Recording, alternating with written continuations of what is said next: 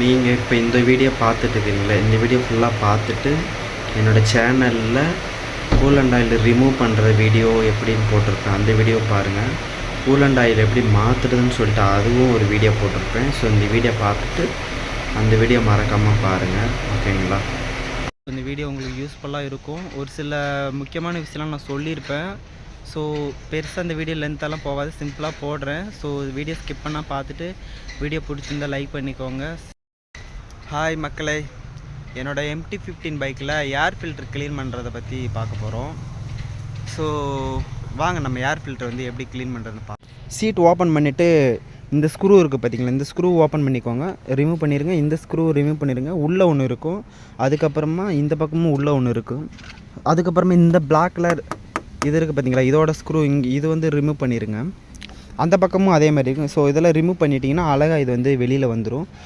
அதுக்கப்புறமா இதை வெளியில் எடுத்துகிட்டு உள்ளே வந்து ஏர் ஃபில்டர் இருக்கும். அது வந்து சும்மா லாக் பட்டன் மாதிரி தான் கொடுத்துருப்பாங்க. அழகாக ஈஸியாக வெளியே எடுத்துகிட்டு ஏர் அடித்து யூஸ் பண்ணலாம். இல்லை கழுவி ஏர் அடித்து நல்லா காய வச்சு கூட யூஸ் பண்ணலாம். அதுக்கப்புறமா வந்து பார்த்திங்கன்னா நீங்கள் புதுசு மாட்டிருந்தாலும் புதுசு மாட்டலாம், ஓகேங்களா? சரி வாங்க இப்போ வந்து இதை வந்து எப்படி நம்ம வந்து க்ளீன் பண்ணுறதுன்னு பார்க்கலாம். காய்ஸ், இந்த ஸ்க்ரூ வந்து கழட்டுறதுக்கு இந்த மாதிரி டெஸ்ட்டு வந்து எடுத்துக்காங்க. இந்த டெஸ்டர் வந்து நம்ம ரொம்ப டைட்டாக இருக்குது. ஸோ இந்த மாதிரி 4 ஸ்க்ரூ 4மே வந்து ஓப்பன் பண்ணிடுங்க. காய்ஸ், இந்த பக்கமும் இந்த பக்கமும் ஸ்க்ரூ வந்து ரிமூவ் பண்ணிட்டேன். இப்போ பாருங்கள், தூக்குதா, லைட்டாக தூக்குது பாருங்கள். அதுக்கப்புறமா இந்த இது ஓப்பன் பண்ணிவிட்டு ரிமூவ் பண்ணிட்டேன். இதை வந்து லாக் பட்டன் மாதிரி தான் கொடுத்துருப்பாங்க. ஸோ நம்ம பிடிச்சி இழுத்தோம்னா, பொறுமையாக இழுத்தோம்னா ஓப்பன் ஆகிடும். அதுக்கப்புறமா உள்ளே இருக்கிறத ஈஸியாக வந்து நம்ம ரிமூவ் பண்ணிடலாம். ஸோ அந்த பக்கமும் அதே மாதிரி தான், ஓகேங்களா? அந்த பக்கமும் அதே மாதிரி வந்து ரிமூவ் பண்ணிக்கோங்க.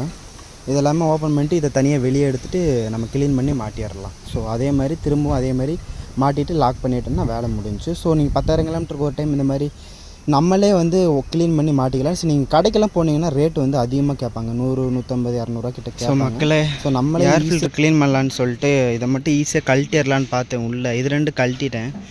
ஆனால் அது ரிமூவ் பண்ண முடியல ஸ்க்ரூவை. ஏன்னா டேங்க் வந்து இடிக்குது. எனக்கு அதுக்கான சரியான ஸ்க்ரூ இல்லை என்கிட்ட.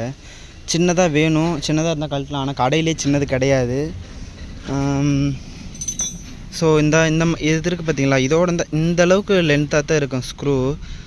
இடிக்குது பார்த்தீங்க, இவ்வளோ பெருசாக இருந்தால் நம்ம எப்படி வந்து கழட்ட முடியும்? ஸோ வந்து இதோட சின்னதெல்லாம் கிடையாது. ஸோ அதனால் நம்ம வந்து நிறைய எம்டி வண்டிலாம் பார்த்திங்கன்னா வீடியோஸ்லாம் நிறைய போட்டிருப்பாங்க பாருங்கள். ஃபுல்லாக டேங்க் எல்லாமே கழட்டிட்டு தான் இதை வந்து கழட்ட முடியும். ஏன்னா அந்தளவுக்கு அந்த மாதிரி கொடுத்துருக்குறாங்க. ரொம்பவே கஷ்டம் கழட்டி அடிக்கடி. ஒரு 10,000 கிலோமீட்டர் நம்ம அடிக்கடி இதை கழட்டி மாட்டும் போது எல்லாமே லூஸ் ஆகிடும். நம்ம டேங்க்கெல்லாம் அடிக்கடி கழட்டி மாட்டும் போது லாக் பட்டன்லாம் லூஸ் ஆகிடும். ஸோ நான் எல்லாமே கழட்டிட்டேன். என் வண்டி ரொம்ப மோசமாக இருக்குது, ரொம்ப துரு பிடிச்சி, ரொம்ப டஸ்ட்டு, ரொம்ப மோசமாக இருக்குது. ஸோ பாருங்கள், இவ்வளோதான். எம்டி வண்டியை பார்த்தீங்கன்னா நம்ம புதுசாக எடுக்கும்போது பார்க்க லுக்காக நல்லா பயங்கரமாக தெரியும். ஆனால் பெருசாக உள்ளேலாம் ஒன்றும் கிடையாது. சும்மா ரொம்ப லோக்கல் கம்பெனி தான் ஃபுல்லாகவே. ஆனால் இந்த வண்டியெலாம் பார்த்திங்கன்னா ரேட்டு பார்த்திங்கன்னா 2 லட்ச ரூபா கிட்ட சொல்கிறாங்க. ஆனால் நல்லா சம்பாதிக்கிறானுங்க. ஆனால் யமகாவை பொறுத்த வரையும் நான் எல்லாமே ஒஸ்ட்டுன்னு தான் சொல்லுவேன். எந்த ஒரு பெருசாக நம்ம எதிர்பார்க்குற மாதிரி எதுவுமே கொடுக்க மாட்டுறாங்க. டுவெல் சேனல் சிங்கிள் ஏபிஎஸ் கொடுத்துருக்காங்க முன்னாடி. ஸோ பின்னால் வந்து நார்மல் ஏபிஎஸ் தான் கொடுத்துருக்குறாங்க. எனக்கு பெருசாக MT-R15லாம் பெருசாக இன்ட்ரெஸ்டே இல்லை. நான் வந்து என்னோடய ட்ரீம் பைக்கே வந்து KTM தான் எடுக்கலான்னு ஒரு ஐடியாவில் இருந்தேன். ஏன்னா டியூக் எடுக்கலான்ட்டு இருந்தேன். ஸோ வேறு வழி இல்லாமல் எடுத்தாச்சு. ரொம்ப கஷ்டமாக இருக்குது, எல்லாமே கழட்டி மாற்ற ரொம்பவே கஷ்டமாக இருக்குது காய்ஸ். மக்களே, ஏர் ஃபில்டர் வந்து க்ளீன் பண்ணி மாட்டியாச்சு. அதுக்கு முன்னாடி என்ன ஆச்சுன்னா, நான் வந்து கழட்டி நானே மாட்டிடலான்னு பார்த்தேன். ஆனால் இந்த இடத்துல வந்து இது 2 அந்த பக்கமும் இந்த பக்கமும் இதை வந்து கழட்ட முடியல. அதுக்கான ஸ்க்ரூ கரெக்ட் எனக்கிட்ட இல்லை.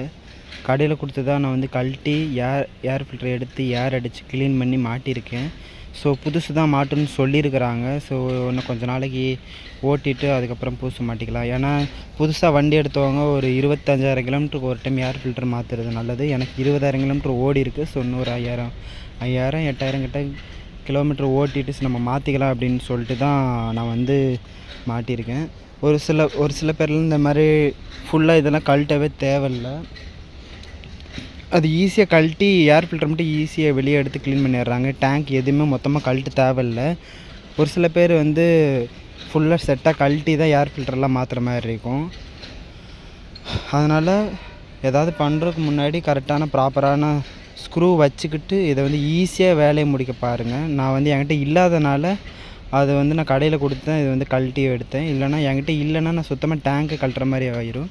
ஸோ இதெல்லாம் கழட்டி இதெல்லாம் டேங்க்கில் கழட்டிங்க பாருங்கள். இதெல்லாம் தூக்குதா? ஸோ இதெல்லாம் வந்து நான் சுத்தமாக கழட்டிட்டேன். ஏன்னா ஸ்க்ரூ இல்லாதனால இதை தனியாக எடுக்க முடியல, இதை கழட்டி. அதனால் இது எல்லாமே செட்டாக கழட்டிட்டேன். டேங்க் கழட்டான்னு பார்த்தேன், ஆனால் கீழே வந்து நிறைய வயர்ஸ்லாம் வர்றதுனால நம்ம கழட்டி தெரியாமல் எதாவது மாட்டிட்டோன்னா பிரச்சனை ஆயிரும்ன்ட்டு தான் நான் கடையில் கொடுத்து ஈஸியாக வேலையை முடிச்சிட்டேன் நான். ஸோ நீங்களும் அதே போல் பார்த்துக்கோங்க. எது பண்ணுறதாலும் யோசித்து அவசரப்படாமல் கையில் பைசா வச்சுக்கிட்டு பண்ணுங்கள். இல்லைன்னா ஷோரூமில் கொடுத்து சிம்பிளாக வேலையை முடிக்க பாருங்கள். உங்கள்கிட்ட பேர் பார்ட்ஸ் இருக்குன்னா நீங்களே ஈஸியாக மெத்தேடில் வேலையை முடிக்க பாருங்கள். ஓகேங்களா? ஸோ ஏர் ஃபில்ட்ரு வந்து மாற்றுறீங்கன்னா புதுசாகவே செட்டாக மாற்றிடுங்க. ரொம்ப ஏர் ஃபில்டரில் ரொம்ப ரேட் அதிகமாக வரும்னா நினைக்க வேணாம். வெறும் 250 ரூபா தான் வரும் ஏர் ஃபில்ட்ரு. எம்டிக்காக இருக்கட்டும், R15 இருக்கட்டும் 300 ரூபாய்க்குள்ள தான் வரும். ஸோ வந்து 250 ரூபாயெல்லாம் பார்க்காது. ஏன்னா இப்போ வர ஏர் ஃபில்டர்லாம் வந்து பார்த்திங்கன்னா அட்டையில் தான் வருது. முன்னாடியில் கொஞ்சம் பஞ்சு மாதிரி வரும். அதனால் பெருசாக வந்து இந்த ப்ராப்ளம் வராது. சீக்கிரமாக ஏர் ஃபில்டர் எந்த ப்ராப்ளம் வராது. ஸோ இப்போ அட்டையில் வர்றதுனால சீக்கிரமாக வந்து ஏர் ஃபில்டர் அடைச்சிக்கிட்டு ஒரு மாதிரி மைலேஜ் கொடுக்காம அதே மாதிரி பிக்கப் இல்லாமல் ஒரு மாதிரி அடைச்சி ஓடுற மாதிரி இருக்கும். சவுண்டெல்லாம் வித்தியாசமாக கேட்கும். அதனால் வந்து நம்ம வேறு எங்கேயோ பிரச்சனை, சவுண்டு வித்தியாசமாக வருது, இன்ஜினில் எங்கேயோ சவுண்டு வித்தியாசமாக வருதுன்னு சொல்லிட்டு நம்ம வந்து ஏதாவது பண்ணி மாற்றி எதாவது வேலை பார்த்துட்ருவோம். அதனால் ஏதாவது ஏர் ஃபில்டர் மாற்றினா புதுசாக மாற்றிடுங்க. ஸோ ஓகே காய்ஸ், இதோட இந்த வீடியோ வந்து முடிஞ்சது. இந்த வீடியோ இதோட முடிஞ்சது. ஸோ இந்த வீடியோ உங்களுக்கு யூஸ்ஃபுல்லாக இருக்கும். ஒரு சில முக்கியமான விஷயம்லாம் நான் சொல்லியிருப்பேன். ஸோ பெருசாக இந்த வீடியோ லென்த்தெல்லாம் போகாது, சிம்பிளாக போடுறேன். ஸோ வீடியோ ஸ்கிப் பண்ணால் பார்த்துட்டு வீடியோ பிடிச்சிருந்தால் லைக் பண்ணிக்கோங்க. Tata bye, see you.